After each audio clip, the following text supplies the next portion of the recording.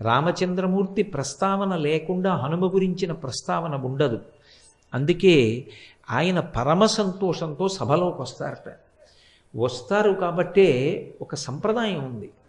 ఏం చేస్తారంటే ఉపన్యాసం చెప్పేటటువంటి పౌరాణికునితో పాటుగానే ఒక ఖాళీ ఆసనాన్ని పక్కన వేస్తారు, వేదిక మీద వేసి ఒక పాదపీఠాన్ని పెడతారు. అంటే పాదాలు పెట్టుకోవడానికి ఒక పీఠాన్ని ఉంచి ఒక పుష్పహారాన్ని ఆ ఆసనానికి కూడా సమర్పించి అందులో పువ్వులు వేసి ఉంచాలి.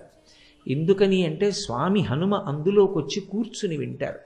ఒకవేళ మనం అలా పిలవలేదనుకోండి, అప్పుడు ఆయన రావడం మానరు. ఆయన సభలో ఎక్కడో వచ్చి కూర్చుంటారు. అది ఆయన యొక్క పరమ వినయానికి పరాకాష్ఠ.